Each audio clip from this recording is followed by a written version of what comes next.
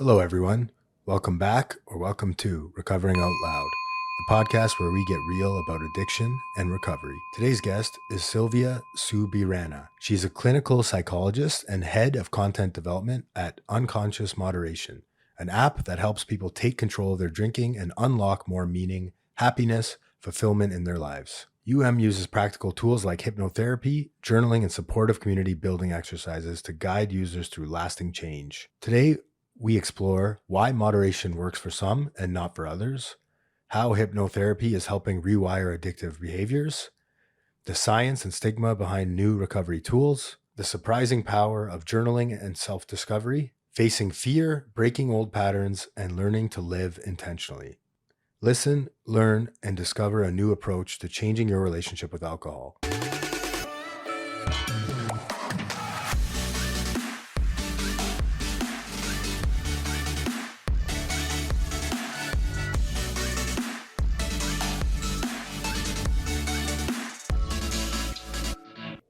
Hello, Sylvia.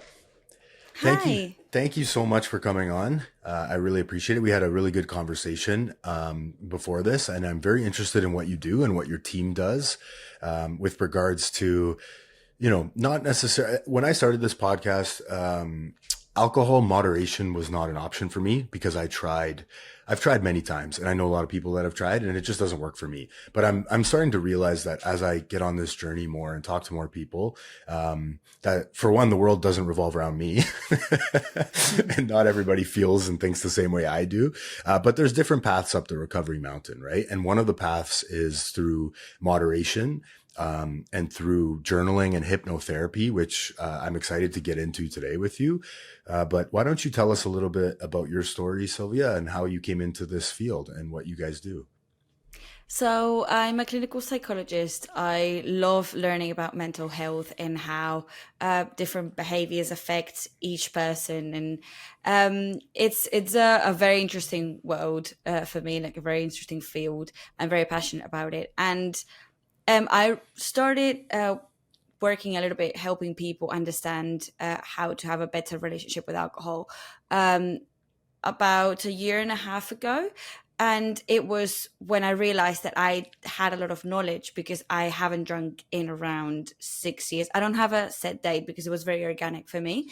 It was 6 years, around 6 years and a half ago. And I learned a lot during this time that I haven't drunk.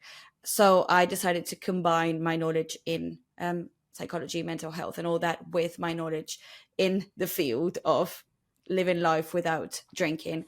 I never had an addiction. I never had a dependency on alcohol, but it's true that I started drinking because everybody else around me started drinking, and I thought that it was just what I had to do, what everybody does, right? So I realized that I was forcing something that was not working for me because my body was just reacting very, very poorly to it. I had a gut infection dealing to that. And like after years of using alcohol, my body was telling me signs of this is not working for you. But I just kept ignoring it because everybody else was drinking, right? So what was I supposed to do? I never questioned it. And when I finally questioned it and I was like, okay, this is not for me, this is not how I'm supposed to live life, I realized that I was just like completely avoiding what my body was telling me and what my mind was telling me. And it's very, very powerful to learn what your body is telling you and to live a life more aligned with what you actually want to do. Yeah, I couldn't agree more. And, the first step in that is noticing what your body is telling you, right? Exactly. That took me a long time to fathom, just because I was so preoccupied with other things, right? We were having an interesting conversation, off air about you live in Barcelona, or you're near Barcelona in Spain. Yeah. And, I thought it was really funny because I didn't realize this until I came into recovery, that I used to think that everybody partied, everybody did drugs. It was everywhere. It's just what people did, like you said, right? I'm going to do it just because other people are doing it and I want to fit in. You were telling me how you don't see any drugs and you don't see that lifestyle because you're not in it. And I always think that's interesting because I have the same experience now living in downtown Toronto. There's a lot of drugs and a lot of places and parties that I'm not exposed to anymore. Like what a, what a miracle, you stop drinking and stop using drugs and you find this community of people that are just living a different lifestyle. And I can tell Yeah. you, I haven't seen drugs in quite a while now, right? I always find that interesting. Um, so, Definitely. so you're you work with the Unconscious Moderation app, which is available on iPhone and Play Store. Mhm. Why don't you tell us a little bit about what inspired the creation of the Unconscious Moderation app? And yeah, So cool. it was it was created because well, alcohol is everywhere. We were talking about drugs and everything, and drugs, because they're not legal, at least in many countries in the world, drugs are not legal. Um, you don't really see them as easily as you see alcohol, but alcohol is everywhere. Is even in workplaces, like people drink to seal deals sometimes, So it's just amazing to think that something that is killing us is so normalized, and everybody is just like even judging you when you're not drinking, Mhm. right? So it was a group of a bit of like there's psychologists, there's different people that were starting to well realize that, and little by little more people added on that group, where we realized, okay, we need to target this, but there's many programs out there, but still this is a big issue that people don't really know how to address, right? Because yes, less people are drinking right now, and if you look at younger generations, they are not jumping in, like for example, as I said before, you just do it because everybody else does. Now there's more and more people that actually question it and decide not to drink. But of course that's happening now with younger generations. I'm in my late 20s, and I've had a very different upbringing, right? So um when we wanted to target, like, okay, how can we help people do it, we had a look at different programs, and then we realized that hypnotherapy had been used for many different addictions, many different conditions. Like it doesn't need to be an addiction, it could be like IBS, for example, for gut issues, and to treat anxiety and other things in general. And it had been proven very effective in all these different aspects, right? So we were like, okay, we cannot find a program that targets or that helps people rewire their relationship with alcohol with using hypnotherapy, right? So we implemented it, and then we combined the conscious work, because hypnotherapy, it touches the unconscious mind, but then we wanted to also work with the conscious mind. So that's why we also added journaling and other tools to complement it. And it's been proven that, well, very effective. And obviously the app was released only like 6 months ago, so we haven't seen long-term results yet, but our users have expressed that they're very happy with it, and they actually notice the changes, and they notice that it works. That's amazing. Yeah. And, I appreciate that because not everybody that I've come into contact with in addiction and alcoholism is willing to go to meetings or to try. They have a bad experience with you know, social groups or rehab centers. There's a bit of a stigma around it for some people. And so I love apps. I've always loved apps. I think there's a lot of very useful apps out there. And this is, it's just a great way for people to kind of get involved without that big step into an uncomfortable position. Um, what makes Unconscious Mind's approach different from other moderations? I mean, you mentioned the hypnotherapy, but I started using the app and it was very user friendly. It asked a bunch of questions and got some background. But what kind of makes it different that you think? What makes it stand out? I think, well, we haven't found any other programs that use hypnotherapy, and also the journaling that we use is um, it's very targeted to complement the journey, right? Whereas we've seen other programs that they do use journaling, but it's more generic. When we started, we we had generic questions and journaling, but now little by little we're learning, we're researching more, and then we're making it more specific to help people actually see better results, right? So I believe that with this unconscious work with hypnotherapy, that makes our program different. People see results a bit faster.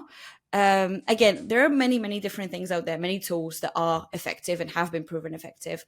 But I think that giving even more options to people is very helpful, because what might work for me might not work for you. So maybe hypnotherapy works for me, but might not work for you, right? So given the possibility for people to try in different things, I think is very, very powerful and very helpful for people to try out new things. And this is definitely a new thing, hypnotherapy in treating alcohol consumption. And we also don't demonize or blame people that decide to moderate instead of quitting completely, because we've seen that many programs out there play with that blame and make you feel bad if you have a relapse or if you have one drink one day. And we understand that this is not a linear process. It's not as easy as just like deciding something and changing it and that's it. You are going to have falls, you're going to have obstacles in your way, and that is completely fine. It's part of the process. And actually, a lot of people say that it's been proven that when you are implementing a new habit or you're quitting a substance, you have withdrawal symptoms, and then you work through these, and then they get better. And then at one point, they get worse, and you're like, oh my God, they are so strong. But it's like the last push of those withdrawal symptoms. And then when you cross that wall or that obstacle, then you're going to feel like, okay, those withdrawal symptoms have just calmed down, and they lose their power a lot. So hypnotherapy just helps people go through this journey with a bit more of a calm state, because obviously these withdrawal symptoms can trigger a lot of anxiety as well, and a lot of like nervousness. So hypnotherapy helps you be a bit more calmed down, and those withdrawal symptoms also have less power, so they are not as as strong and as when you feel them, you need to actually act on them because they're painful even. But hypnotherapy helps you just reduce the power of these symptoms, so they're actually more manageable. Yeah, I can agree with that for sure. As you were talking, I was thinking about the mental state always precedes the first relapse for me, right? And I love what you said about sometimes you just need to like hold on to the steering wheel and get through that last push, right? I do understand too that, for those listening, there is a medical component for a lot of people that are drinking a lot. And that's important too. And your app actually does go through that, right? Like it does have those disclaimers, and, it's not always safe for people to detox on certain substances, especially alcohol, without medical assistance and supervision. So, I want to state that that's important as well. I want to talk about this idea of fear. Because I think fear is the big motivator behind everything in my life. Every time I relapsed, there was some kind of fear down. And, this latest one that I went through, there was this fear of, I called it boredom at the time because I didn't understand that boredom is actually fear hiding itself. And most emotions are fear, right? I got to a point where I was kind of sitting in my car and life was just kind of ordinarily going along. There was nothing exciting, nothing too sad. And I came to this realization that I crave chaos to kind of distract myself from this fear and this hating myself and this uncomfortability with where I'm at. And I should be here. I should be doing this. Right. And so I came to the conclusion that it was just this fear of, oh my God, is this my life now? Am I going to just go on the rest of my life without any fun, any excitement? And I found that, no, that's not true. If I had just pushed through that last little bit, that last obstacle, as you say, and reached out for help and did something about it instead of did things my way, I think I would have been okay. But to your point, I needed to go through that again to hit another emotional and spiritual bottom, right? Like I needed to hit another bottom where I was like, okay, this recovery thing has to be my life today. It has to be. It's not a hobby for me. And this is my story.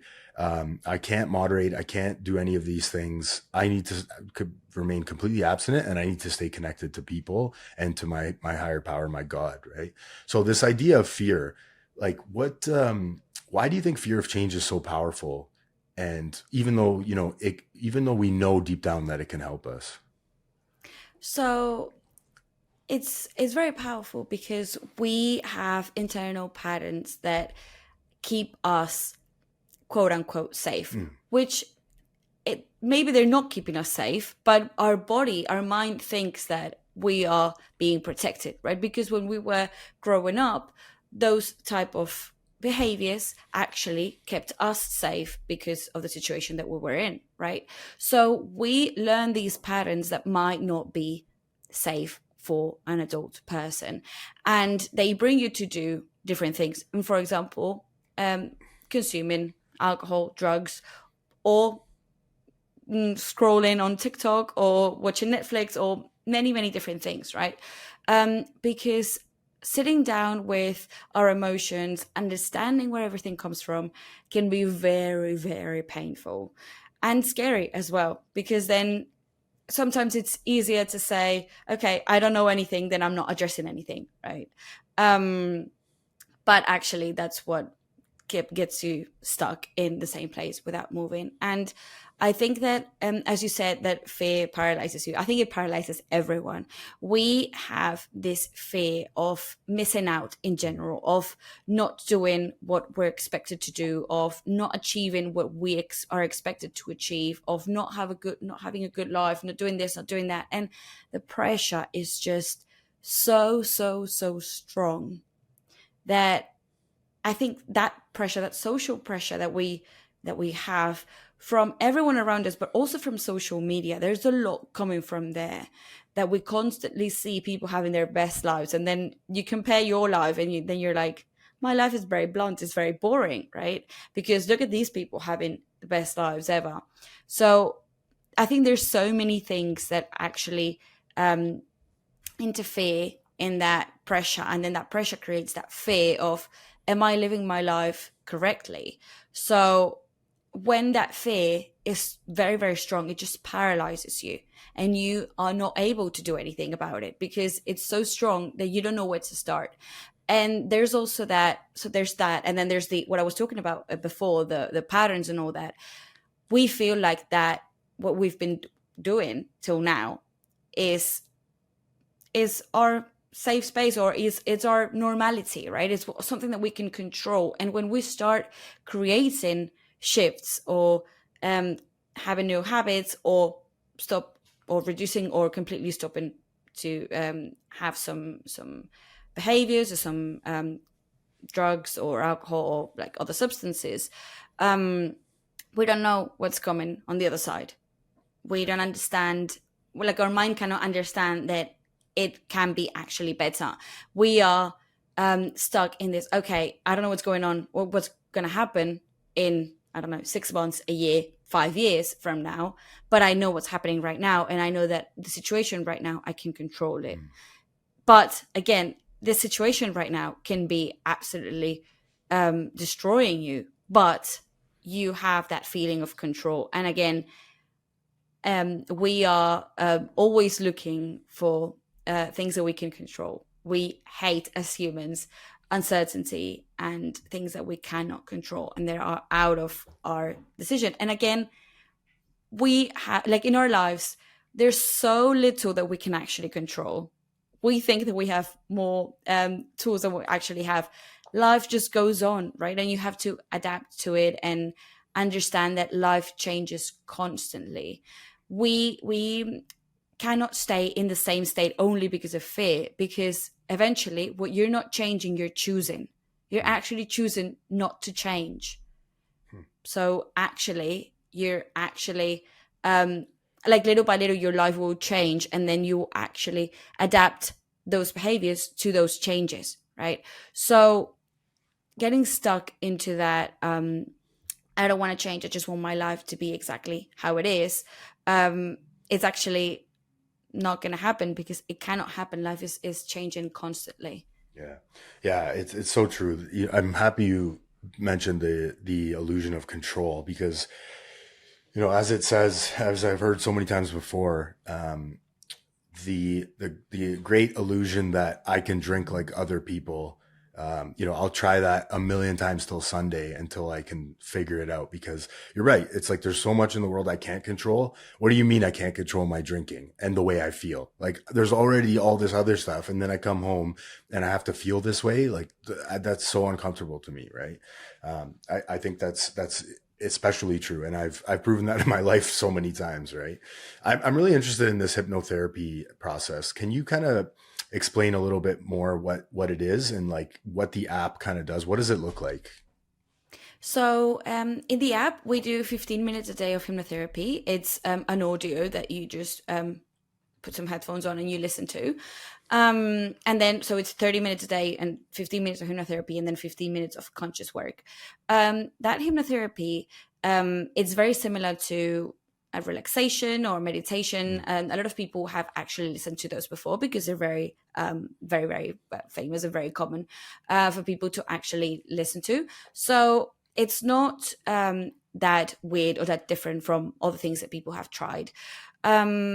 And I actually get this asked a lot, like, is it powerful? Is it like in a bad way? Is it dangerous? Are there any side effects to hypnotherapy? Because we've seen hypnosis in movies and in theaters, and obviously that was just for the show, right? It's not how it works in therapy or in like a clinical like area, right? Field. So basically what that audio is you put those headphones in, and then you get into a deep state of relaxation, where all your worries and all that conscious noise just dials down its intensity. But you are still conscious, you're still aware of everything that's happening, which is something that a lot of people fear. Like, is it going to knock me out and then I'm not going to be able to remember what happened? No, you are conscious all the time, and you understand and listen to everything. But basically, the difference between hypnotherapy and meditation or relaxation is that hypnotherapy opens your mind to suggestions, right? So, for example, a lot of people have a drink when they're stressed. It's a very, very common thing to say, okay, I've had a very stressful day at work, and my mind just automatically thinks of having a glass of wine or two or a whole bottle. It really depends on the person. So that connection between stress and alcohol is pretty much automatic. And your mind, or all of our minds, have so many things to do in our bodies. Like they need to keep us alive, right? And there's so many things that we do, that our body does, that we don't think about, like breathing, like every internal organ has its own thing to do, and we don't realize, we don't think about it, right? So our brains want to optimize energy, so they can actually save part of that energy to send to those organs, right? So when we do something repeatedly, like for example, I'm stressed, then I drink a glass of wine, it's automatic. Like the brain creates a path between neurons, between brain cells, that is very reinforced, because the brain doesn't understand the difference between what's good for you and what's bad for you. It only understands the difference between something that you do very frequently and something that you don't do frequently. So when it reinforces that path between neurons, that is a connection that becomes automatic. So every time that you're going to be stressed, you're going to be thinking of alcohol straight away, because that is a path that is very, very reinforced, right? So what hypnotherapy does is open the mind to different paths between neurons. So little by little, that path that was created, that I'm stressed, then I'm going to have a glass of wine, loses its power. And then other alternative paths can have more and more power little by little, right? So in the end, when you're stressed, you're going to see many options instead of just seeing one, like got that glass of wine, you're going to see options like calling a friend or going for a walk or baking a cake or doing anything you want and anything that you enjoy doing, because your mind broadens and sees more than actually alcohol as the only solution. Yeah. So that's why it's very helpful, because people see this shift quite fast. Obviously you're not going to see it on the first day, but after 10 days people start seeing that shift and that those options, right? And it's easier for them to actually choose something else rather than alcohol. Yeah. Wow. I love that. It's kind of like this knee-jerk reaction that I'm stressed, I'm going to drink. It's so true. You don't even think about it, and hence the unconscious part of the brain. And so it's just slowly rewiring these pathways. I think that you explained that very well. Thank you. This kind of area of therapy it's not studied entirely yet, right? So we don't really know. There's not a lot of science behind it. There's not a lot of data in regards to hypnotherapy and alcohol. But you were mentioning to me that there is some science out there right now. Mm-hmm. So it's true that there's not a lot of studies that have actually linked hypnotherapy with treating alcohol, like alcoholism, or helping people reduce the alcohol intake. But hypnotherapy has been linked to many addiction recovery like pathways, or for treating other symptoms, like for example anxiety, as I was saying before, like anxiety, IBS. It was very, very common to treat like tobacco addiction some years ago. So even though there's not many data, or there's some data that is coming out now, like some studies that are coming out now between, like showing the link between hypnotherapy and alcoholism. The studies that show the success in hypnotherapy are more like considering addictions in general. But in the end, of course, each drug or each substance that you take or each behavior that you do is different, but your brain sort of reacts in a very similar way. So what works for one will work for the other generally. Like something like hypnotherapy will work for both, because your brain sort of gets attached to that. And maybe like for example, me as a person that drinks frequently, when I'm stressed, as I said before, the example that I was saying before, right? When I'm stressed, I drink, but then maybe when you're stressed, you gamble, or when you're stressed, you smoke. So those connections that I was talking about before are different in each person. They have a different behavior, a different consequence, but they all come from a very similar place. So that's why when you search about like hypnotherapy and how it can help different addictions, there's so many studies in many different addictions, and there's not many in alcoholism. But I found a study done in Norway that showed that people that did hypnotherapy sessions, when treating alcoholism, 1 year after, 80% of them had been completely abstinent for that whole year. Wow. So 80% is a very, very large number of people, right? So I think it's very effective, and it can be very, very helpful. And then in different addictions in general, or other behaviors, it's been proven. Obviously, it's very, very broad, but between 50% and 80% of like abstinence or change in behavior, or all that as well. So I think it's a very, very powerful tool that it's worth considering. Yeah, that's a great number. I mean, having been to treatment, they always tell us that there's this kind of standing statistic of 1 in 10 people will die or will make it. Sorry, 1 in 10 people will make it from this disease. There's like a 10% chance, right? So I mean, that's really promising. Journaling is a big part of my recovery. And I never really wanted to do it. It wasn't one of those things where I was like, I'm going to journal every day. Most things that I practice in my life today to recover are something that came from somebody before me, right? Something that was recommended to me either by a therapist or by a fellow alcoholic and addict. And so for me, what I found is, I had a hard time starting, like you mentioned before. There's this hurdle. It's like, and I could say the same thing about going to the gym, right? Or doing anything healthy. Sometimes I just need to get there because there's this fear of leaving my comfortable home and going into this uncomfortable state, right? And I find that happened with journaling too. It's like, well, where do I start? I don't know what to do.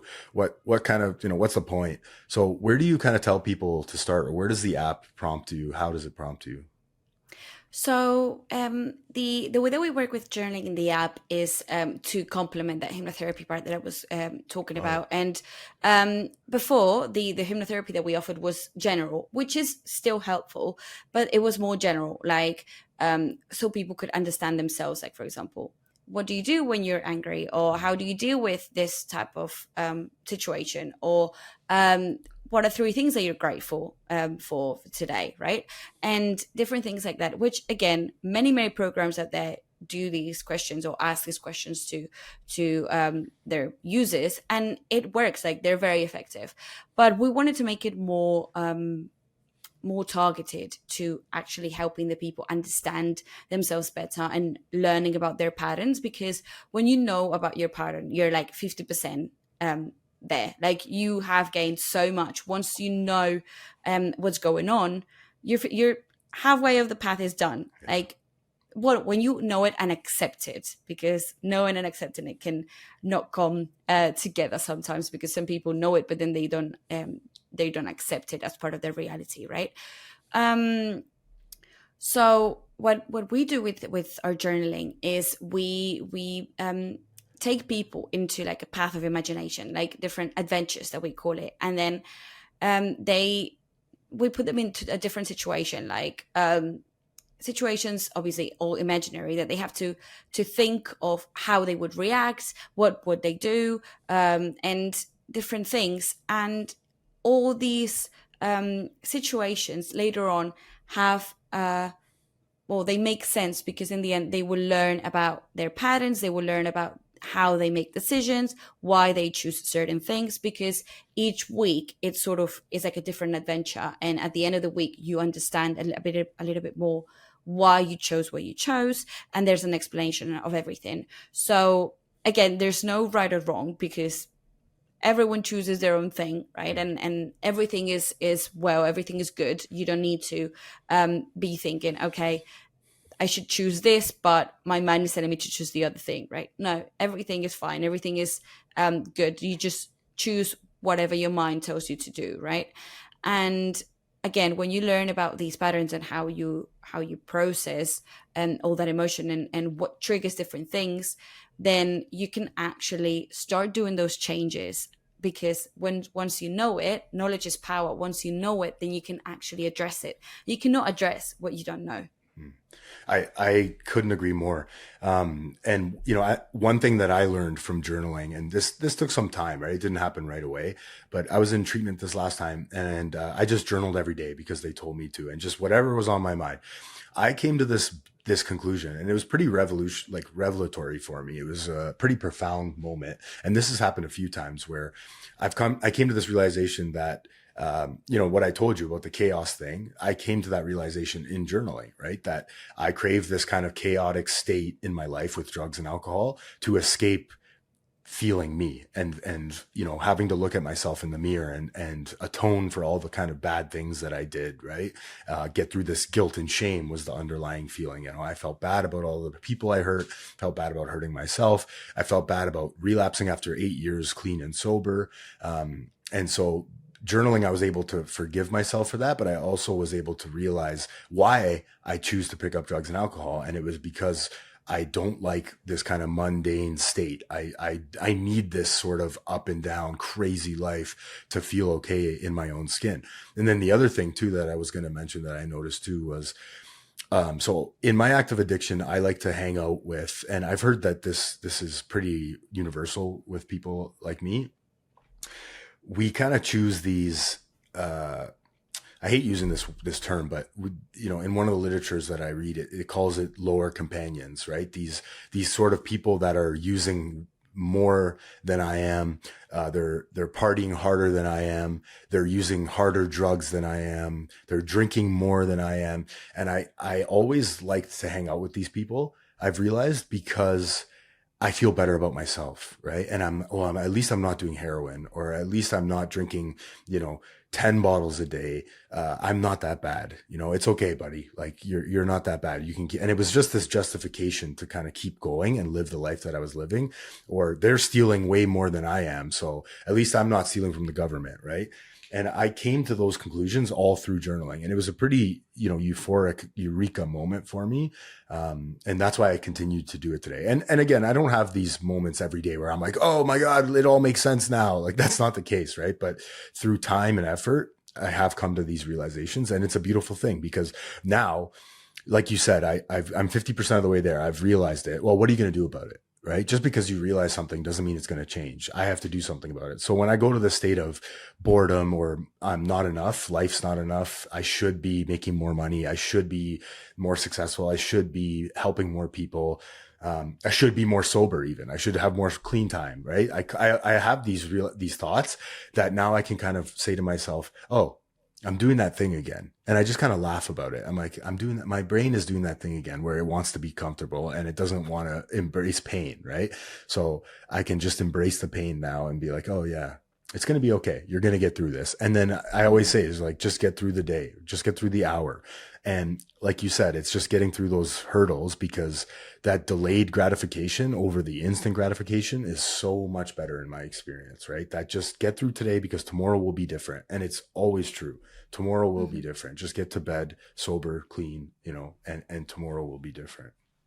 Yeah, and what I always like to say is that we think that we see the world objectively, like life is as it is, right? And that is completely wrong. We don't see the world as it is. We see the world as we are and as we see. So if you surround yourself by people that do more drugs than you or drink more than you, then you have that sense of, okay, I'm not as bad as them, so I am okay, right? But then you're comparing yourself to something that you see very, very frequently. So your mind understands that that is your normality, quote unquote, right? Your baseline. Yeah, exactly.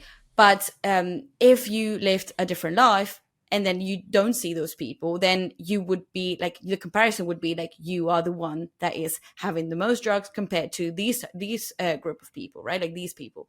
So it is all about perspective, and it's all about what you see and what you are exposed to. So I think that when people understand that and the subjectivity of the way that we live the world in our lives, I think it something clicks. At least it clicked for me, because then I was like, okay, there's no right or wrong.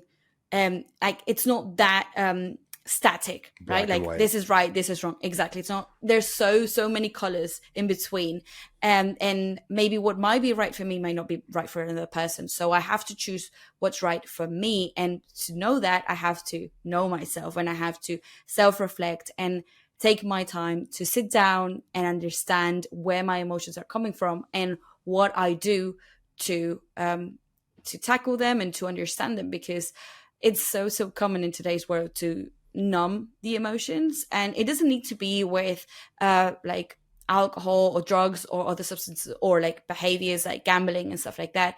A lot of people do it with, for example, chocolate, which is obviously very accessible in any supermarket, or with, as I was saying before, scrolling on social media. And then we see people that are using their phones for 10 hours a day, and that is a lot, right? So everyone chooses their behavior differently, or everyone has their escape, a different escape, right? And understanding why you're doing that and what triggers that moment of, or that need of escaping, is, as you said before, is your eureka moment, because then you can actually target that and work on that. Yeah. I love that. You are who you surround yourself with, right? Exactly. And I try to live by that today. My friend group in my circle today it doesn't matter what they have material wise. I look for people that are working on themselves every day. People that are constantly doing this inner work. Those are the people I want to be around, because that's what I need to do. Instead of looking externally, I need a car, I need a boat, I need a new, job. I have to look internally and find the kind of joy and peace that way. I love that. It's so true. Relapse is unfortunately a part of recovery. It's been a part of my life, slips, relapse. I want to, say I learned the difference between a slip and a relapse. A slip is kind of when you have like that one drink or that one pill or that one line, and you catch it right away and you jump back into recovery, right? The relapse is when you kind of fully indulge. And I don't think I ever really had many slips. Mine were full blown relapses because I never caught them and corrected them. And I was too far gone, right? This last time it took me 4 months to try and get back in. And those were 4 months of hell. It's a progressive disease. It always gets worse for me. I always pick up where I left off, and then it just gets way worse. I'm doing new drugs. I'm hanging out with, people I shouldn't be hanging out with. I'm going to nightclubs and bars that I have no business being at. How does the app kind of help users keep going if they have a slip? So, as I was saying before, we never blame anybody. We never demonize alcohol or any other substance. We always understand that it's part of the process, and we encourage people to keep going. It's okay if you have a slip. It's okay if you have a drink, or like this app is targeted in alcohol, but it's okay if you have a slip in with any other substance or behavior. It's okay if you drink, because it's part of the process. You're going to have your ups and downs, and understanding them and giving space to them is also part of your growth and the journey, because it cannot be as easy as just like quitting or deciding to reduce alcohol and never feeling that craving or that that need to have a slip, or worse, right, going deeper into it. So the way that we do it is, again, reinforcing that they're doing a great job, because if the program is 90 days long, but the first 30 days is completely like no alcohol at all. But if you have alcohol during those 30 days, we say that's completely fine. Keep going, because by day 30, you will have drunk way less than what you drank the month before. Because if you had 1, 2, 3, 4 drinks in this month, compared to the month before, where maybe you had 20 or 15 or even like 10, that is progress. That is something that is changing in your mind. You are actually shifting. And if you keep working on it, you are gonna actually get somewhere, right? If you give up when you have one drink, then you're not doing any progress, right? So that's why we're very open to people having these moments. Of course, the less you drink, the better, right? But we're never going to blame anybody or make anybody feel like they're failed when they had one drink, when maybe they could not give the space to that urge or that craving that they were having, right? Because sometimes, as I said before, they're very powerful. And again, the program is 90 days, and some people choose to not drink during all those 90 days. So the program sort of looks the same all those 3 months, but then on day 30, they can choose if they want to moderate as well. So we give tools to people so they can understand, again, what triggers their urge to drink, when like their emotional state when they drink, and we also keep like a drink tracker, so they can be very aware of the amount of alcohol that they have or that they want to have, right? So knowledge is power. So when you know your the why, when you know your triggers, when you know your emotional state, and when you know all these things, then you can actually understand better your use of alcohol and yourself, so then you can actually create change, right? But as I always say, moderation is way more difficult than going completely dry. I always think that moderating, when you've used alcohol more, when you go to moderating, you always have to be very on top of it, and you always have to revise yourself. It's stressful, yeah.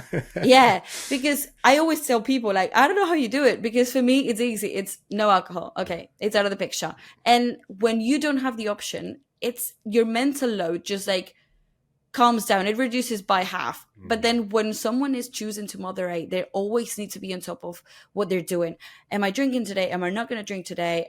Why am I drinking today? How many drinks will I have? Right. And you always have to be like balancing it. Yeah. Well, yeah, it's so true. Or I'm going to say I have I have a social engagement tonight, so I'm going to save my 2 drinks for tonight. I just got to get through to the, that social party. And then you have 3 and you're like, oh, I was only supposed to have 2. And it's so true. It's so much easier just to call it off completely. I love that 30-day idea too, because I'm just thinking about that. Like, if you can control your drinking, and 30 days will tell you a lot about yourself, a lot. If you focus on your drinking in 30 days, you're going to learn a lot about yourself, right? Wow, I didn't realize that I had one after work every day. I didn't realize that I had 5 before noon even. I didn't even realize, And so I love that. I think 30 days is a really good indicator of, hey, maybe I want to stop doing this altogether, or maybe I can control it and moderate that. So it's a great test, Living, I want to talk about living intentionally. What does living intentionally mean to you today? For me, is understanding what I want to do with my life and how I want to spend the time that I'm in this earth, right? Because I feel like everyone lives on autopilot, and we don't think that we're going to die someday. But the truth is, we don't even know if we're going to be here tomorrow, right? So I'm very like, I always go back to living in autopilot, and I keep bringing myself back to this thought of, no, okay, how do you want to live life? What do you want to spend time doing, and what you don't want to spend time doing? Because sometimes I've found myself forcing myself to do stuff that I didn't want to do, or in situations where I didn't want to be in, or staying longer somewhere where I would have been better just leaving, I don't know, 3 hours before I left, right?